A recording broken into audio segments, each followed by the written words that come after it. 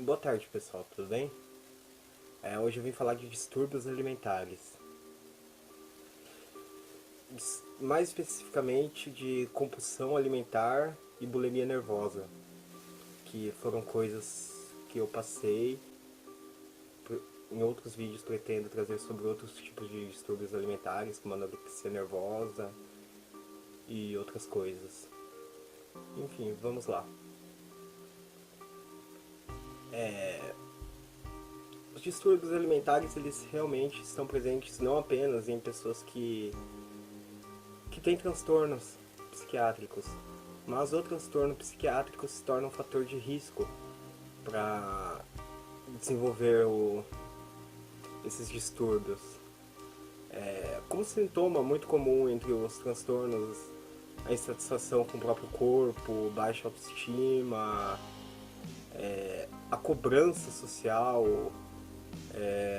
os padrões de beleza, a ditadura da beleza, tipo, o que considera-se um corpo bonito socialmente falando, tudo isso acaba interferindo muito na nossa vida e também na nossa autoimagem. Essa questão do de como eu vejo o meu próprio corpo, como me vejo perante o espelho. O espelho é meu amigo. Muitas vezes, até em quem não tem transtorno, o espelho se torna um inimigo. Em quem tem transtorno, um fator de risco, isso aumenta o potencial do desenvolvimento desses distúrbios alimentares. Vou falar de um bem comum que atinge bastante gente no mundo inteiro, que é a compulsão alimentar. O que seria a compulsão alimentar? Seria a ingestão compulsiva de alimentos, numa quantidade maior do que o normal, do que o considerado normal. E eu passei por isso. Eu na época pesava 60 quilos, 62 talvez. Já tinha um certo problema com a autoimagem, como eu sempre tive. Não era legal, não me achava legal, porém eu não tinha até então desenvolvido nenhum tipo de distúrbio alimentar. Porém, depois da minha segunda internação, eu não sei se por causa dos remédios ou por que exatamente, eu creio que foi uma junção de remédios com a ansiedade descontrolada e o vazio. Eu comecei a me alimentar de maneira totalmente anormal. Eu comia muito, muito, muito mesmo. Inclusive na empresa que eu trabalhava, que eu tentava trabalhar, na verdade, que eu passei a maior parte do tempo afastado, né? Às vezes quando eu pedia alta, eu tentava trabalhar e era afastado de novo. Enfim, o pessoal chegava a tirar foto da minha bandeja de comida de tão grande que era. E era de maneira totalmente descontrolada. Meu estômago chegando a dilatar, eu comia de uma maneira assim, comum mesmo. Isso me levou a engordar muito. Dos 60 e poucos quilos, eu cheguei à marca dos 102. E eu estava com problemas no meu relacionamento, estava namorando, e eu associava automaticamente a minha autoimagem falida, eu gordo, cheio de estrias, aos problemas no relacionamento, como se minha imagem, como se ela não me visse eu como uma pessoa bonita.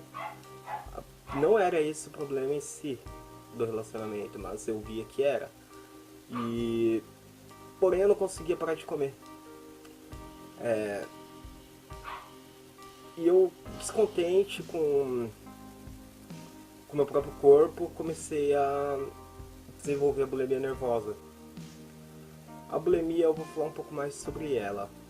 E geralmente é normal a pessoa com bulimia nervosa comer bastante, em grandes quantidades, e após isso forçar o vômito, utilizar laxantes, diuréticos, jejuns, e práticas de exercício físico descontroladas. Eu, desse distúrbio alimentar, levava mais as práticas de vômito.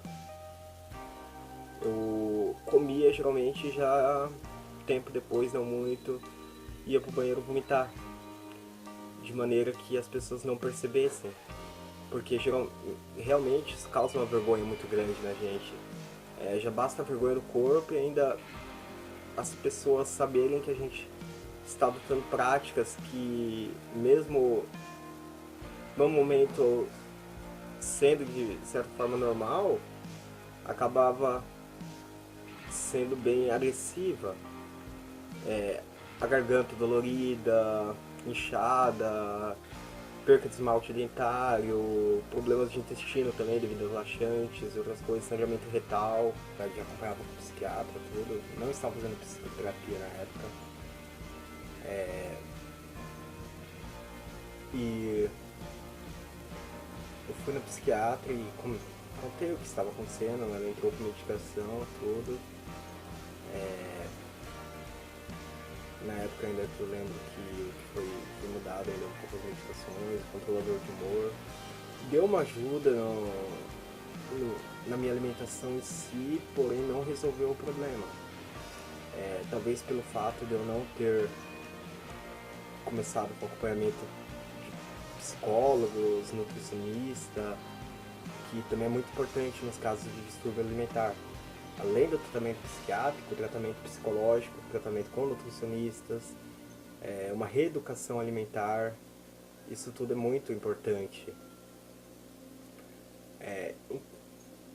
Então, daí eu ainda continuei, só que eu mantinha métodos de vômito que quase ninguém percebia. Por exemplo, eu ia tomar um banho, alguma coisa, e vomitava, depois de comer, tomar banho, vomitava para ninguém ouvir o barulho. Realmente eu não vim aqui ensinar métodos de vômito, e nem vou. Mas foi uma coisa bem complicada para mim passar por tudo isso. E o que é comum no caso da bulimia, ao contrário da anorexia, é que geralmente não tem alteração de peso. Geralmente a pessoa se mantém no peso. Ela se mantém naquele peso e fica ali, estática naquele peso. Não acontece apenas em casos de pessoas que teve um aumento muito grande de peso. Às vezes uma pessoa com 60 quilos pode ter bulimia, uma pessoa com menos pode ter bulimia. Varia muito em si dos fatores da autoimagem mesmo, dos fatores psicológicos, familiares, dos fatores sociais também, desses padrões, tudo isso interfere bastante. Eu praticamente só consegui parar de fato com a bulimia foi quando eu tive depois do fim do meu relacionamento, que eu tive uma fuga dissociativa. Depois em outros vídeos falei mais sobre isso, fuga dissociativa, que não é todo mundo que tem, é um transtorno específico. E eu fiquei 4 meses vagando por aí, pelas estradas, e nesses 4 meses a minha alimentação era bem complicada. Eu conseguia alimentação, tudo, então eu ficava muito tempo sem comer. Jejuns, períodos de jejuns, talvez fosse uma continuidade da bulimia, mas de forma não proposital. Aconteceu apenas por eu estar desaparecido, sem dinheiro e sumido por aí. E nesse tempo eu emagreci bastante, consegui retornar aos 60 e poucos quilos. Eu engordei mais um pouquinho depois, cheguei nos 70 quilos. Realmente ainda tenho bastante problema com a minha autoestima, autoimagem, corpo e tudo isso, porém de certa maneira controlada, não mais como era antigamente, mas em certos pontos eu chego a me preocupar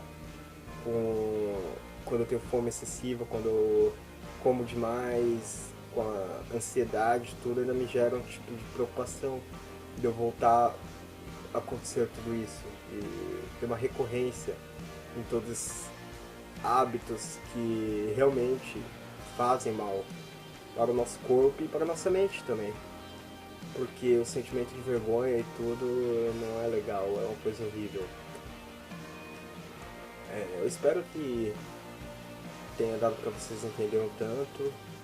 Hoje seria isso. Em outros momentos, outros vídeos, eu trarei mais coisas sobre o assunto. Agradeço e, se puderem, dá o likezinho aí, se inscreve no canal e tamo junto.